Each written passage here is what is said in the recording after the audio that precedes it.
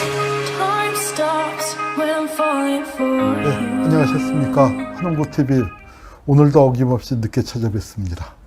뭐 사실 이렇게 여기서 준비를 하다 보니까 자꾸 늦어지고 뭐 그렇게 됐습니다. 그래서 오늘은 부망쟁을 좀 뭐라고 해야 할까요. 그전에는 주제를 저희가 직접 선정하고 또 날짜하고 대개 맞춰서 했는데 이번에 부망쟁은 사실 그 지금부터 한 4달쯤 지나서 가을에 일어난 항쟁인데 오늘 특별히 좀 땡겨서 했습니다. 그 땡겨서 한 이유는 우리가 다음 주에 아마 여러분들께서 보시게 될 텐데 그 부마항쟁 진실규명위원회의 차성환 상임위원 계십니다. 그 제가 아주 좋아하는 선배님인데 그 선배님께서 특별히 부마항쟁을 좀 하자. 그래서 2주에 걸쳐서 하려고 계획을 하고 있습니다. 한 주는 제가 이제 얘기를 하고요. 또 한 주는 이제 특별 손님을 모셔서 그 차성원 선배님하고 같이 이야기를 나누는 코너로 마련을 해볼까 합니다. 그래서 오늘은 2번에 하기 때문에 제가 빨리 하려고 1시간 조금 더 할 거다 했더니 어제 정준호 대표님께서 장담한다. 절대로 1시간 갖고 안 끝날 것이다. 라고 얘기했습니다. 그래서 모쪼록 1시간 반 안에는 끝낼 수 있도록 하고 가보겠습니다. 그래서 좀 자세히 설명해야 할 거는 다음 주에 우리 차성환 상임위원님 모시고 이제 하도록 하고요. 제가 이게 벌써 한 4주쯤 됐네요. 이 마산에 가서 한번 했습니다. 부마 민주항쟁과 민주주의라는 제목으로 사실은 전국 교사 연수도 준비를 했는데 대개 부산 경남 지역에서만 오셨다고 해서 이제 했지만 그래도 한 50분쯤 오셔서 굉장히 뜨겁게 그리고 또 저야 서울서 내려갔지만 현지에서 사건을 겪으셨던 분들 그리고 그때 고생 많이 하셨던 분들 선생님들도 오셔서 또 생생한 증언도 해주시고 하셨어요. 제가 부마하고 처음 인연을 맺은 거는 뭐 사실 대학생 때 그러니까 부마를 겪었죠. 부마를 겪었는데 이 부마항쟁 30주년 때 박정희 체제와 부마항쟁의 역사적 재조명 이런 걸로 저 심포지움을 할 때 거기 나가서 이제 논문 한 꼭지를 썼습니다. 부마항쟁과 광주 항쟁을 좀 비교한다고나 할까요? 그런 걸로 이제 한 꼭지를 썼고 이제 그게 인연이 돼서 부마 민주항쟁의 진상규명과 정신계승의 제도적 과제 해결 모색 요건 그 2017년에 열렸었던 토론회에 나가서도 거기서도 이제 몇 마디 좀 떠들게 됐습니다. 그리고 제가 쓴 글이 하나 있긴 있어요. 유신과 오늘의 거의 끝부분이죠. 이 제목을 저렇게 붙였습니다. 똘마니들 역사의 주인이 되라. 똘마니들에 따옴 펼쳤습니다. 제가 똘마니들이란 말은 제가 쓴 게 아니고 박정희가 쓴 겁니다. 부마항쟁의 주역이 되었었던 그 젊은 청년들을 박정희가 폄하해서 부른 말이었는데 그 똘마니들의 봉기에 의해서 박정희가 머리에 총 맞았죠. 이제 오늘 그 얘기를 해볼까 합니다. 부마항쟁을 얘기하려면은 와이치 사건부터 또는 더욱 거슬러 올라가서 와이치 사건이 일어날 수 있었던 계기가 된 78년 12월 달의 10대 국회의원 선거부터 얘기를 해야 하지 않을까 싶어요. 자, 우리가 내년에 총선을 앞두고 있죠. 그래서 7월 30일쯤에 총선 선거란 무엇인가? 선거의 역사에 대해서 한번 하려고 계획을 잡고 있습니다. 2020년 총선이 너무너무 중요한 총선이기 때문에 선거의 중요성을 말씀드리려고 하는데 그때 자세하게 말씀을 드리겠습니다만 오늘 또 얘기를 좀 풀어야 해요. 왜냐? 바로 이 총선이 있었죠. 이 총선, 이게 바로 2016년 지금 20대 국회죠. 20대 국회가 만들어질 때 아무도 예상을 못했었습니다.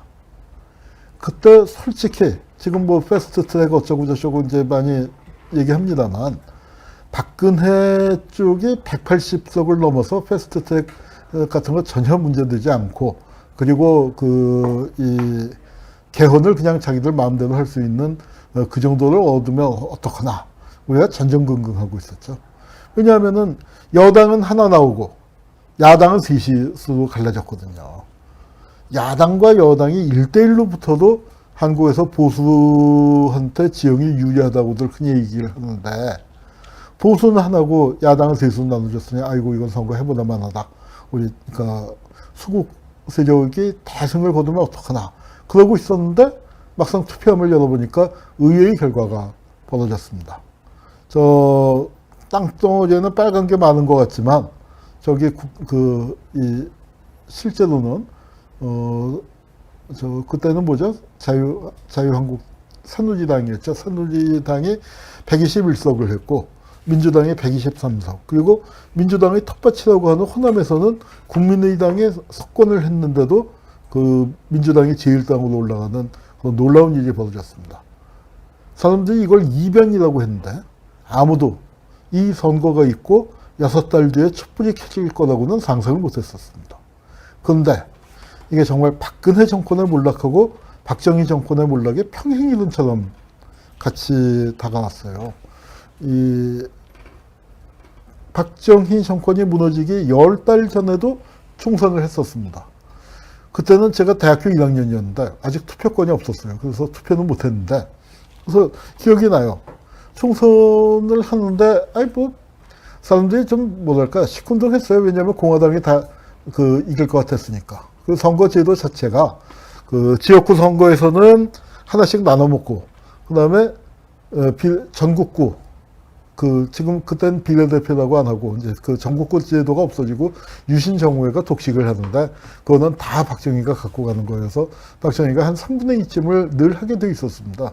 그래서 총선에 이제 좀 아마 역대 대한민국 총선 중에서 제일 재미가 없는 총선처럼 그리고 또 상대적으로 제일 공명선거랄까 관건이 덜 개입했어요. 왜냐하면 하나마나 자기네가 이긴다고 이제 했는데 그래서 나타나는지 모르지만 이변이 벌어졌습니다. 선거 막바지에는 우열이 부각됐는데 이게 73석을 뽑는 거, 3개 선거구에서 2명씩 해서 146명을 뽑는데 공화당이 대부분의 선거구에서 당선되고 신민당은 이제 좀 한 73석 중에서 50석 정도 당선되는 그런 구도라고들 이제 예상을 했습니다. 그런데 막상 투표함을 까보니까 신민당이 득표를 해서 공화당을 앞질러 버렸습니다. 저긴 신민당이 34, 공화당이 32라고 나왔는데 2% 차이 난 걸로 했는데 2%좀 좁혀져서 1.1% 차이가 났는데 어쨌거나 신민당이 앞섰어요. 이건 이변이었습니다. 아무도 예상을 못했어요. 그리고 더 놀라운 건 뭐냐면은 그때 신민당이 잘하고 있었냐? 아니요, 되게 못하고 있었어요. 이철승, 지금은 죽었지만 이철승의 중도통합론 해서 제일 야당 같지 않은 야당이었던 시절. 그때 오죽하면은 야당 내 비주류들이 어떤 모임을 만들었냐면 야투란 걸 만들었는데 야당성 회복 투쟁 동지회예요. 야당이 야당성을 잃어버렸기 때문에 야당성을 회복하자. 이제 이런 모임을 만들고 있었는데, 그러니까 그런 신민당이 공화당을 1.1% 이기는 이변이 벌어졌습니다. 아무도 예상을 못했던 거예요. 자, 그런데 이 이변이 벌어졌는데, 이 박근혜도 총선에서 이변이 벌어졌죠. 근데 박근혜는 어떻게 했냐면, 총선 참패하고 한 달 만에 청와대 비서실장 하나 갈았습니다. 비서실장 하나 갈아놓고서 우병우 갖고 버틸려다가 이제 와르르 무너져 버렸죠. 박정희는, 박근혜보다는 그래도, 박정희는 사실은 명민한 사람이었죠. 아주 굉장히 명민한 사람인데, 박정희도 나이가 들면서 이제 총기가 흐려지고, 하여튼 상황 파악을 제대로 못하고, 이제 그렇게 됐는데, 박정희는 그래도 이게 위기 상황이라고 생각을 해서 11개부 장관을 갈았습니다. 장관 가는 게 훨씬 쉬웠죠, 그때. 그리고 또 이제 민심을 달래느라고 사면도 하고. 그런데 11개부 장관을 갈았지만 그 중에서 더 중요한 건 이 장관 간 거보다 더 중요한 게, 잠깐만요, 여기 마우스가 한번, 예. 여기 김정년 비서실장, 청와대 비서실장을 갈았어요. 왜 갈았냐? 비서실장을 간 이유는 이분이 비서실장인데 10년 동안 비서실장을 했습니다. 박정희 신임도 두터웠고 영향력이 상당히 강했는데 경제 분야를 책임지고 있었거든요. 근데 경제적인 상황에 대해서 불만이다. 그래서 이 사람을 갈아서 주일 대사로 내보내고 이제 김계원이라고 12.6 사건 때 많이 등장한 사람이죠. 그 사람을 비서실장으로 앉혔습니다. 그런데 그렇게 됐더니 이 차지철 경호실장이죠. 차지철이 김정념이 비서실장을 할 때는 김정념을 함부로 타고 넘지를 못했는데, 왜냐하면 청와대에도 김정념이 오래 있었고 박정희의 신도 두터웠고 그런데 김계원이가 들어오니까 김계원이를 얕잡아보고, 김계원이는 직함은 화려해요. 육군참모총장의 중앙정보부장을 지냈으니까 대한민국에서 무시무시한 죄인은 다 했었지만, 이 사람이 재밌는 게 뭐냐면 박정희가 A급 육군참모총장 안 시키는 겁니다. 그놈이 뭐 할지 몰라서. 그래서 김계원이는 얌전한 박정희의 술친구예요. 그래서 이제 그 유명한 일화가 있습니다. 비서실장을 시키는데 그 전에 뭘 하고 있었냐면 대만 대사, 자유중국 대사로 나가서 8년인가 9년을 있었어요. 그러니까 미국에서 그렇게 오래 있었으니까 아버지 중앙정보부장을 했다 하더라도 국내 사정이 어둡잖아요. 그래서 내가 국내 사정이 어두운데 어떻게 비서실장을 맡겠냐 그랬더니 박정희가 명언을 나왔죠. 임자는 내가 알아서 다 할 테니까 임자는 그냥 가만히 있으면 돼. 사실은 비서실장이 알아서 하고 대통령은 가만히 있다가 중요한 사항을 정확하게 판단하고 결정하는 게 이게 필요한 건데 이게 거꾸로 돼버렸어요.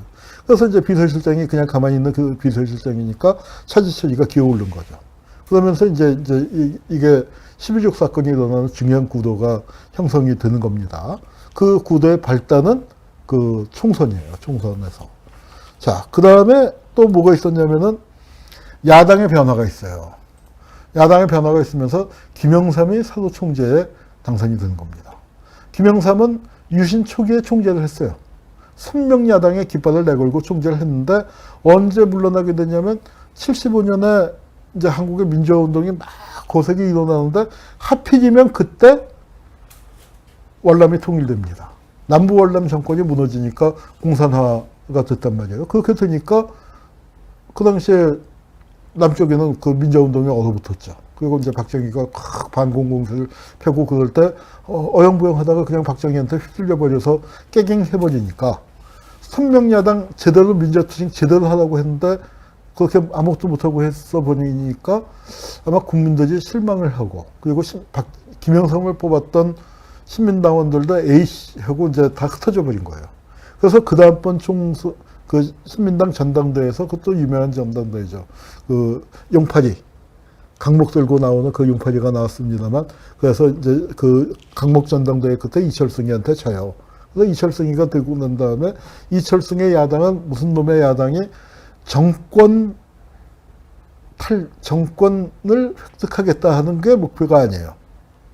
그 세상에 그런 놈의 야당이 어디 있습니까? 근데 이제 그런 게 이제 길들여진 야당으로 있었는데 그걸 보다 못해서 이제 사람들이 야당 내에서 다시 바람이 일었고 김영삼이가 내가 이번에 하면은 진짜 제대로 한번 잘 볼게. 그래서 김영삼을 총재로 뽑아줬습니다. 이게 79년 5월 달이에요.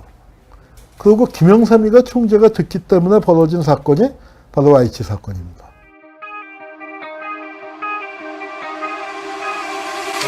Time stops when I'm falling for you.